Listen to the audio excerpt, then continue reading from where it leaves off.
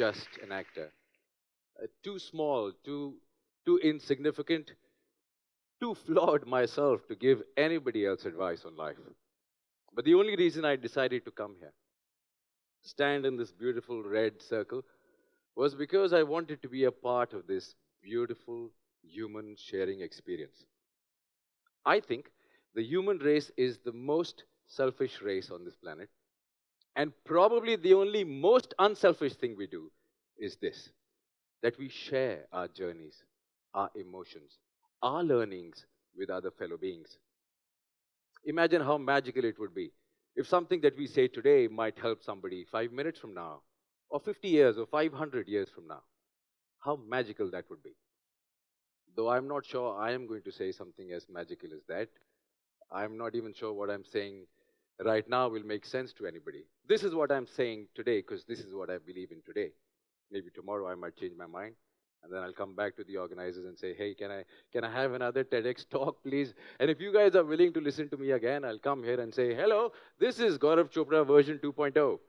You know what? This is what we ought to be doing. Evolving, changing, growing, learning from what we did yesterday and whether it was correct or not.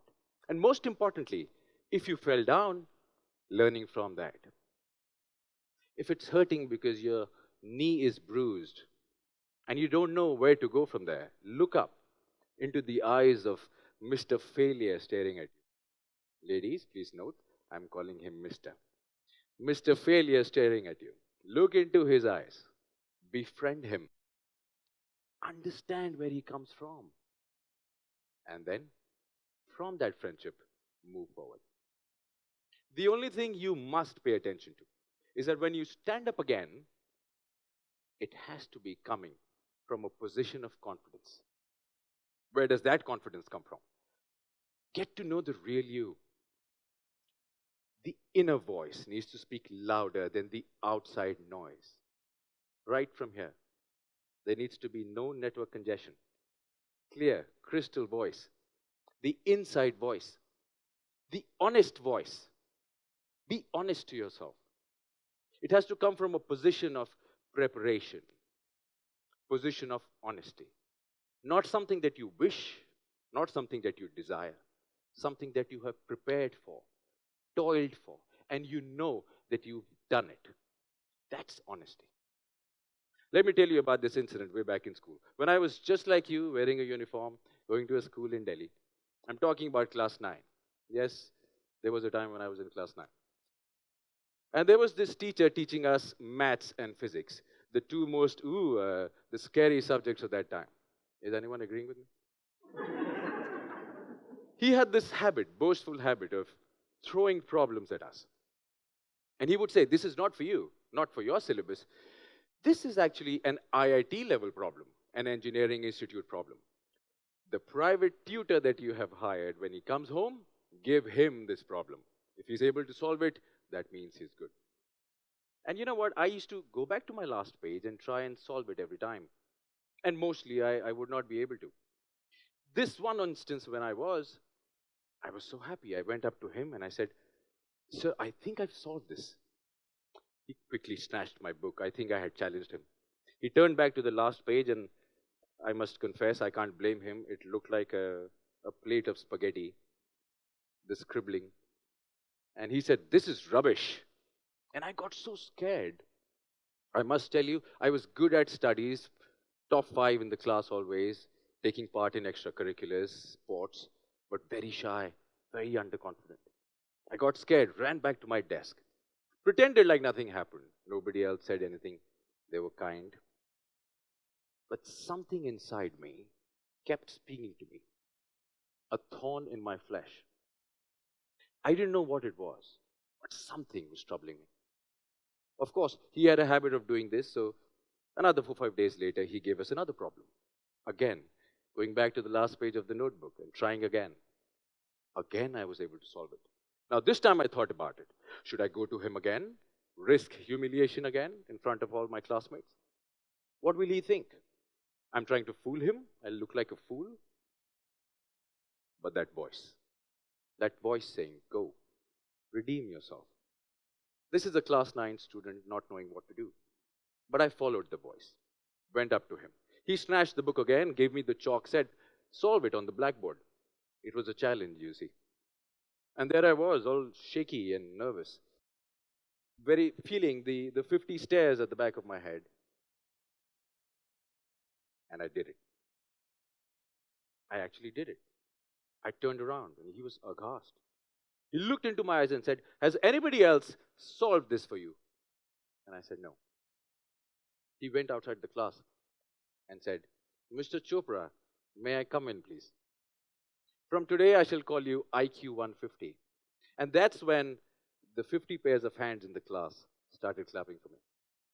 And something changed. Something changed. Suddenly, I knew that I could do this. Suddenly, I believed in myself. And from then on, mathematics became a game. It wasn't a subject anymore. I didn't care whether I remembered the theorem or not. This was like a game that I was playing with everyone. And I had won this before, and I could win it again. And most often than not, I actually won it. 100 became like a regular feature. 99 was irritating, and 97 was unacceptable. Something had changed. That inner voice started to talk to me. And from then on, I started listening to it.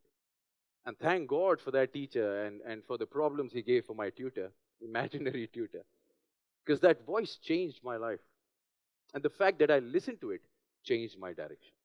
So, this guy who was studying science and preparing for engineering suddenly went to NIFT, pursuing fashion. It was that voice again. By the time NIFT ended, I had swayed towards the performing arts. Suddenly, I wanted to become an actor. I was doing stage, and I was finding passion in that. A boy who had never admitted to himself that he wanted to be an actor suddenly was expressing to the whole world that he wanted to be an actor. Nobody was happy. "Hey, you were this brilliant boy with such a promising future in front of you. Guaranteed future in front of you. And where are you going? There is no guarantee here. What will happen to you?" Parents not happy, friends not happy, neighbors not happy. Again, that voice. I knew I was coming from a place of honesty. I didn't want to become an actor because I wanted to be famous or I wanted to have a big car, a big house, many, many girlfriends. I wanted to become an actor because I wanted to act. And I didn't really care whether that would make me successful or famous or not. I just wanted to have the feeling that I am doing something that I really, really want to do. That brings out this sense of satisfaction and passion when I'm performing. I went down to Bombay in the midst of this confusion. And I must say, it wasn't easy. Every second day, you felt self doubt. You didn't know where to go, but that voice. And then you followed it. One of the first things that I got selected for was this international film which was being shot in Mauritius and France. And I said, "How cool am I? I have just come down to this city and I'm shooting for this big international production outside the country. And I must tell you, way back in 2002, there was nobody doing this. So, how cool am I?" I came back feeling very cool about myself. And then Mr. Failure came in again with his uppercut. Itna आसान नहीं है मेरे भाई. I suddenly realized that the film was not releasing, and here I was sitting at home waiting for the release for the last 6 months. Big lesson learned. Do what you have to do, put in your best, put your heart into it, but when it's over, detach. Leave it behind. Look for the next opportunity, and then put in your heart there. It's like having multiple relationships. Take that seriously. Anyway, big lesson learned. I soon started television, which was incidental. And before I knew it, by 2005, I was being called a television star. So busy, running from one studio to another studio. That was my life. Suddenly, 2005, the end of 2005, I don't know what happened. Somebody just switched off the main switch. And all four shows that I was a part of shut down in a span of 10 days. It was so odd. I had gotten so used to getting up, running from one studio to another studio, coming back late, and suddenly I had nothing to do. And it felt weird. This doesn't happen. This is not normal. How did this happen to me? This is bad luck. Maybe I should read my horoscope. And then Mr. Failure plays his part again. In the midst of this insecurity, Suddenly an offer comes for a theater production in South Africa. And I'm feeling so lost. I say, okay, there was no thought. I didn't even find out who the guys were. All I knew was this was a musical, 3 hours long. There would be song and dance and scenes at the same time. And I thought, as an actor, this will help me grow. Everybody said, don't do this. There is no money in theater. You've just become a star. Don't disappear from the scene. You'll be gone for 8, 9 months. Don't go. That inner voice. Followed the inner voice again. Went to South Africa. And that changed me. As an actor, as a man, changed my perception of things. Taught me so many things. Taught me how to dance a little bit. I must admit, I mean, I actually pretend. So as an actor, I pretend like I'm dancing and people think I'm dancing. But that's a secret. Don't tell anyone. Because I'm still doing that till date. Coming back to the point. I came back from there and another surprise followed. I was being called for Blood Diamond. Blood Diamond. I was going to be shooting with Jennifer Connelly and Jaimin Honsu and Mr. Leonardo DiCaprio himself. And I'm talking about 2006, 2007, where my friends, nobody from India was doing this. Nobody was going to Hollywood and shooting with these big stars. And this was so surprising. This would not have happened if I wasn't insecure, if there was no work, if I was not feeling lost. Had I not taken up Bombay Crush, the South African theater production, Blood Diamond would not have happened. Because that's where they saw me. See how things link up. See how Mr. Failure plays its part. Coming back from there again, everywhere I went, people were acknowledging me. People were congratulating me. Anurag Kashyap and other big directors. Mr. Bachchan himself and Abhishek with him. So many moments of cherished memories where people will come up to me on their own and say, hey, we saw you in this film. How cool, how nice. You did a good job. Again, lost. Because nothing really happened out of that. I didn't know where to go from there. This wasn't the time of social media being in your face as much as it is today. The news never really got registered. And as an actor, you didn't know where to go from there. I've just done this big Hollywood production. Should I now just go back to doing daily soaps and be squeezed between my mother and my wife? What should I do? I did some reality television, pretended to dance again. But I must confess, I was lost again. I kept thinking to myself that maybe it's time to reinvent. This is a new stage. Maybe this needs to be a new Gaurav.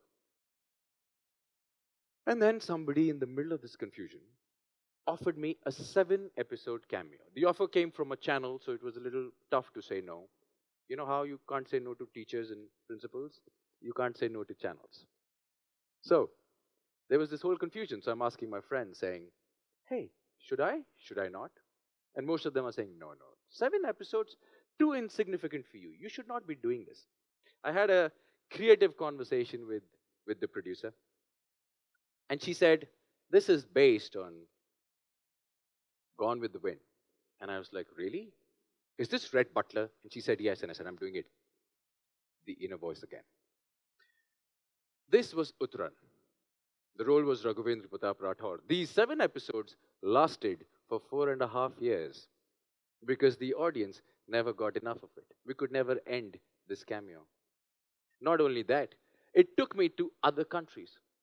Got me invited as the first celebrity contestant from India for Dancing with the Stars. Dancing with the Stars, Europe. I'm probably the only one from India who's ever been invited. And why? Because I said yes to this little cameo. And why? Because I was lost and I didn't have anything else to do. This is how it plays its part. The show is still going on.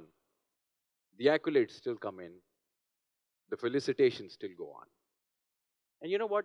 I keep saying to myself, let's start celebrating this guy. Let's befriend him. So the next time you feel bogged down, the next time you feel bogged down because you're failing and failing again and failing again, and you're down, stand up.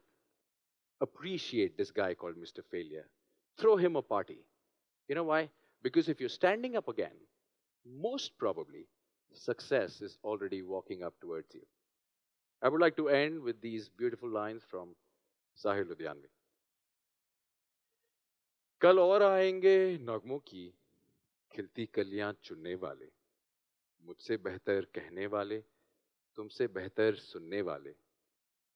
कल कोई मुझको याद करे, क्यों कोई मुझको याद करे। मसरूफ जमाना मेरे लिए क्यों वक्त अपना बर्बाद करे। मैं पल दो पल का शायर हूँ, पल दो पल मेरी कहानी है, पल दो पल मेरी हस्ती है, पल दो पल मेरी जवानी है। Thank you ladies and gentleman.